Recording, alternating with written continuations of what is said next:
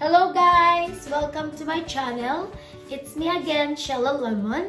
Today I'm planning to cook our snacks before dinner. I'm planning to cook a fish bowl and with a fish bowl sauce. But before that, I'm going to introduce that someone will help me to cook our snacks. He will help me. I don't know if he has ideas, but we will see. I'm going to introduce my son, my oldest son, Leon J.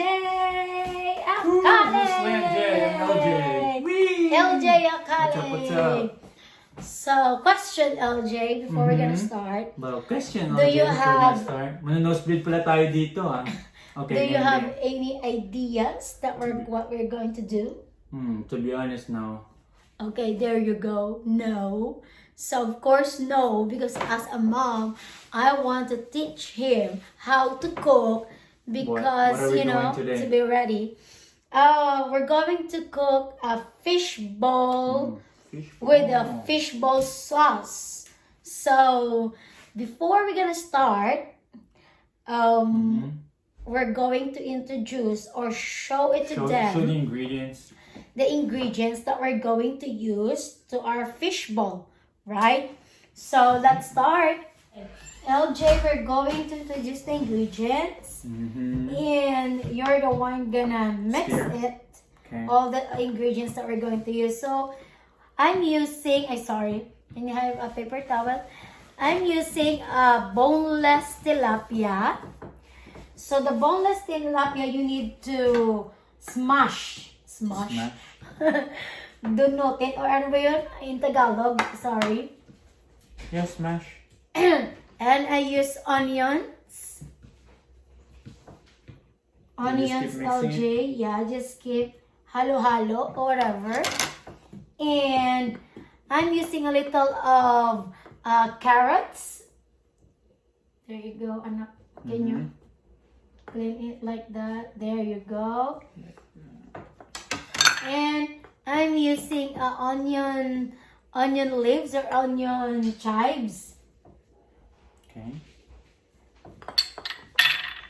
And a 1 tablespoon of garlic.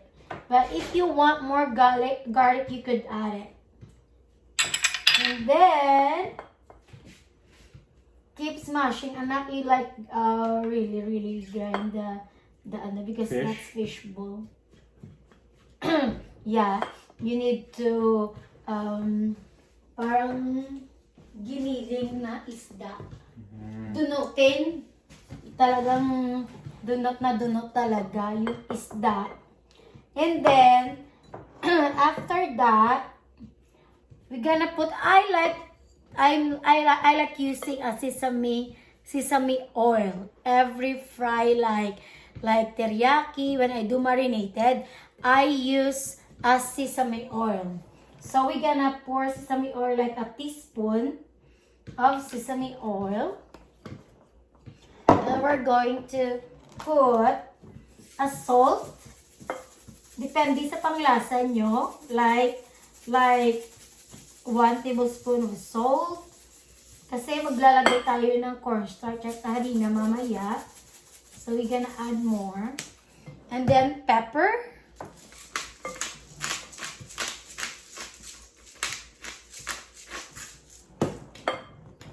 And then garlic powder.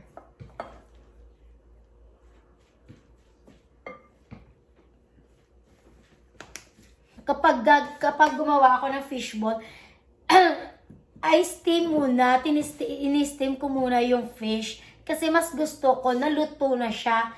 Kasi yung iba, they like to cook the fishball yung raw, yung hilaw pa na isda. But ako, I already steamed the fish before I mix it with the ingredients. So ayan na, pwede na yan. Then we're going to add What is that?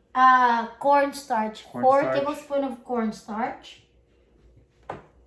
4 tablespoons of cornstarch. Mix anak.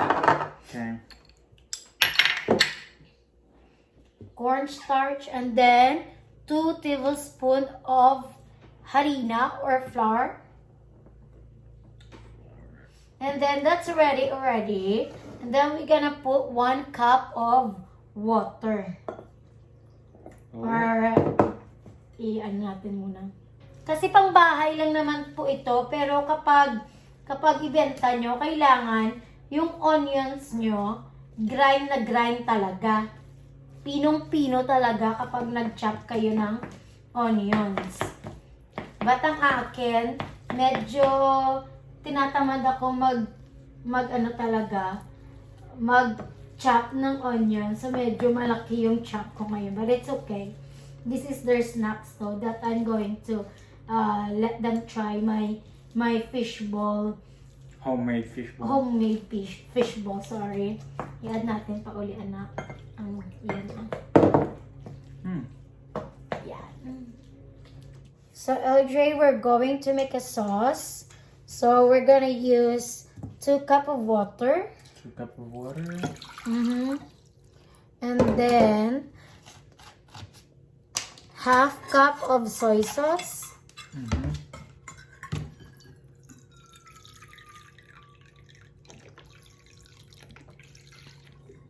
Ayan. And stir it. And then, half cup of brown sugar. Yan. And then, onions.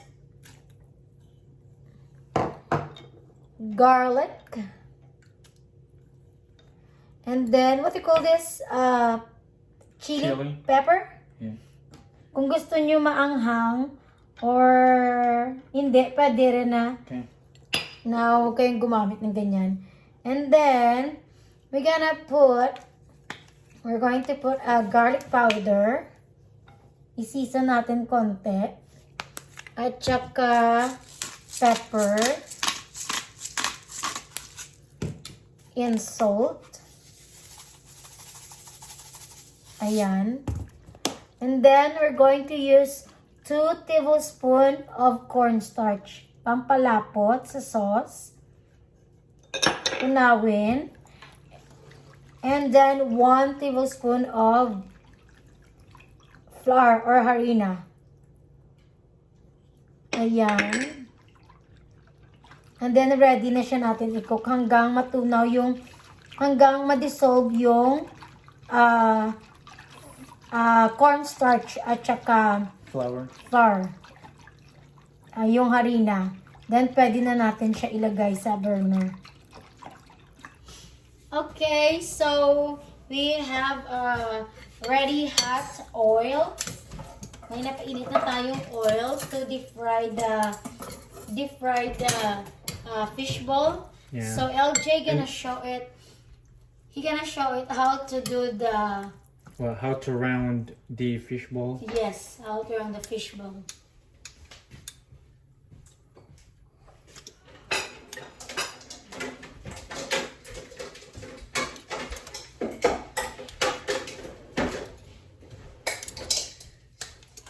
I don't know if I'm doing this right, but can you check it? Yeah, you're Is right. that? And then drop at the Dang, it's so small. The deep fry. Yeah, you're good. Huwag More? kang matakot, LJ. Yeah. Yes, more. Like 5 or...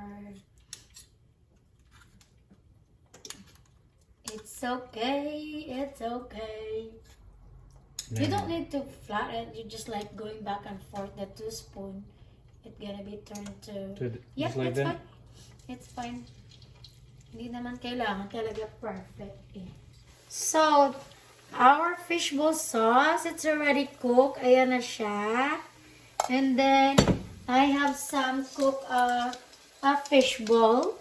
I put in a strainer so that it's easy to dry out the, what do you call that, the oil. Ayan na siya. Excited na ako. Hey! So we're done cooking our fishbowl. LJ, can you show it to them our finished product? So look at that. This is our fishbowl. And this is our homemade fishbowl sauce. And now I have a jar of fishball sauce. So anytime we could cook a fishball kung gusto nilang magmerienda or snacks. And eto na lang pong natira kasi kada luto ko, kinakain ng mga kids, ng mga anak ko at yung husband ko. So, sorry guys, konti na lang napakita ko sa inyo. But we're very happy to our finished product. And I want my kids gonna try it, but I want to respect our girls' privacy. So I want gonna show it to. I don't want gonna show it to you guys, the girls. But my two boys wants a publicity, so they want gonna try. Okay, you boys need to try. Go grab one. Just grab one. Okay, try it. It's kind of spicy, so it's not really spicy, but yeah, you can. Yeah. Taste it. Do we have a Coke, right? Yeah, we have a Coke. Then tell me if it's good or not. Okay. Is it spicy? It's really like. Do you remember the fishbowl in the Philippines? It tastes like that. It tastes like the fishbowl in the Philippines. So guys, I'm very happy the outcome of our finished product fishbowl, our snacks. And they're ready to eat. Ito na lang po natira kasi kain sila ng kain while I'm cooking. Sabi ko, I'm not finished video filming, but I'm so very happy that LJ helping me to cook our snacks for this afternoon. And guys, I'm very happy that I'm done a lot of cooking videos, and I would like to say thank you. Sorry. I would like to say thank you sa nag-subscribe sa YouTube channel ko. Parami na po ng parami. Hey, thank you so much, madlang people, mga kumari, mga friends, mga co-workers, mga families ko, that they are very supportive. Ang ingay ng anak ko. But thank you so much. I'm very happy, guys, that you support my YouTube channel, my cooking channel. I love it. I love you all so much. So, guys, if you like our cooking video, the fish bowl that we made, and the fish bowl sauce, ayan, marami na akong sauce. Meron na akong fish bowl sauce. Meron na akong ang honey glaze, orange honey glaze sauce. At meron na rin akong teriyaki sauce. So guys, thank you so much. If you like my cooking video, please LJ, invite them to Hit the like, share, and subscribe to my YouTube channel. Thank you, boys. Hug. Thank you, guys. I love you all. Bye. Have a blessed day. I love you all. Please like and subscribe. Bye. Thank you, boys.